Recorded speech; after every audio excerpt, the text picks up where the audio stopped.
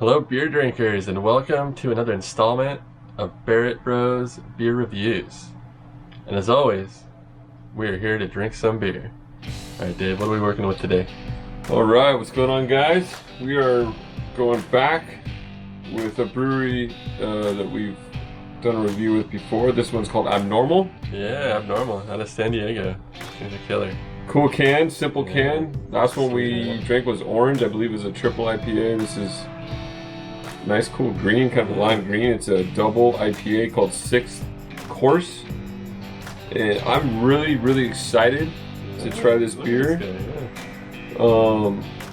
Just looking at some of the description here, it's got 3 base hops called Nugget, Simcoe, and Mosaic hops. We've heard of most of those. Nugget I'm not too familiar with, but I'm excited to taste it in this beer.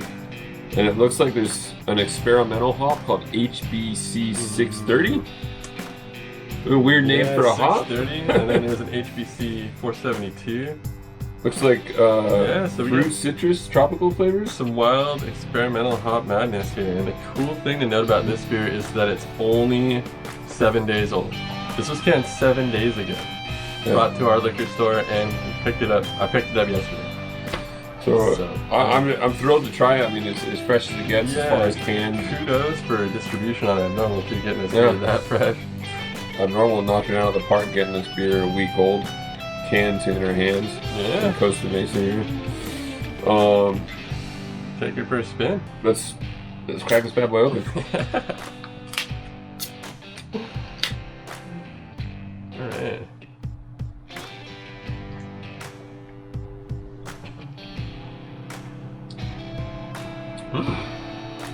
Okay. That's not like piney, like the hops are almost fruity. Well, that's what it said, that experimental hop. Both of them said fruity, but it said a wood finish with the second one. Yeah, this comes out with some bitterness at the end. Huh. I mean, the fruitiness is there, but you're still getting bitterness. I'm getting punched with it. Yeah. Yeah, a lot of hop flavors that you don't normally expect. You know, normally you're looking for that piney, dank thing, but these are offering some interesting flavors. This is a strong beer. It's 9.2%. Yeah, I would never have guessed.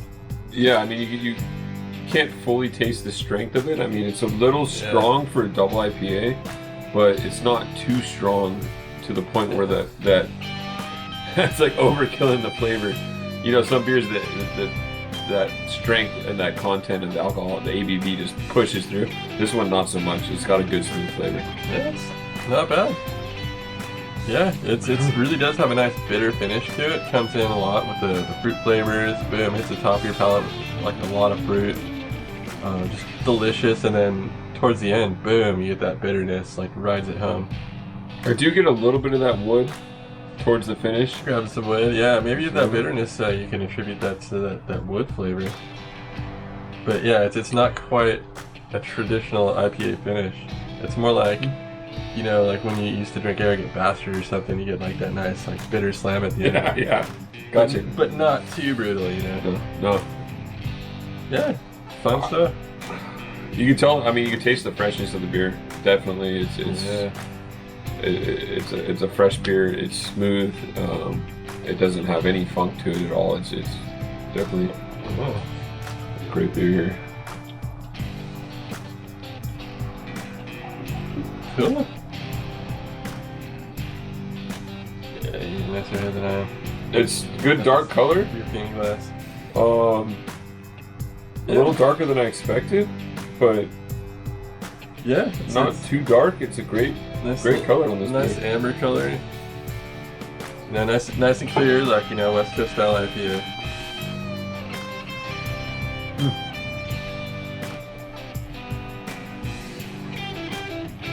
Yeah. Again, you can almost not even tell it's an IPA until that aftertaste hits you. And it just feels like a really smooth ale. It doesn't hit you with like a lot of the hoppiness, like the gnarliness. It's like just really smooth, kind of fruity, and the complexity is from just these experimental hops and the way they bring you know, kind of unusual flavors into an IPA. You get a bigger punch from the can. You do get a little more bitterness, and the punch IPA punch in the can. I agree in that, like for some reason, like a lot of times you can taste the hops better when you drink it from a can as opposed to when you open it up and put it in a glass. And yeah, this is not an exception. You can definitely taste the hops a little more in the can. It doesn't open up as well. It definitely becomes a little more drinkable. Like I could see myself drinking this whole beer like easy. What, in the glass? Yeah. 9.2. You're gonna Yeah, exactly. 2 of these. You might be on the floor. Yeah, you better serve that in a goblet or a snifter. You need me a cream in your paper. Be careful.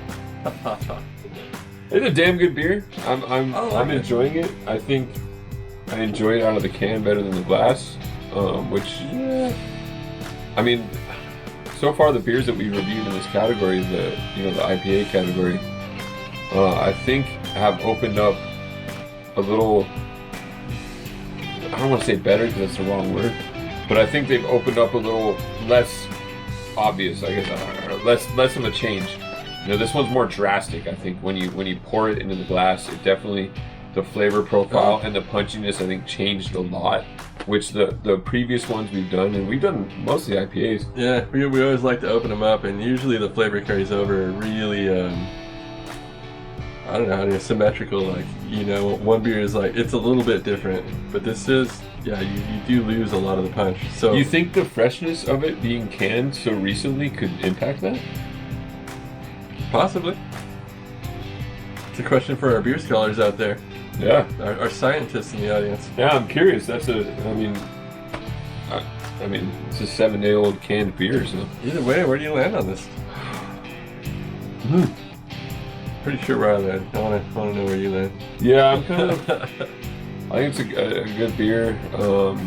It doesn't. I was a little more excited based on the description reading the can. Yeah. To be honest, I'm feeling the same way. It's a good beer, but it's not doing anything like super special. So I'm in. For me, I'm in the middle, mid to high 6. I'm gonna go 6-7 on this one. 6-7's good. I feel I'm right in there too. I'm going 6-8 on this. Definitely 6-8. It's a good solid IPA, definitely a higher end of the 6 spectrum, but yeah, not pushing me into the 7s or the 8s. Unfortunately.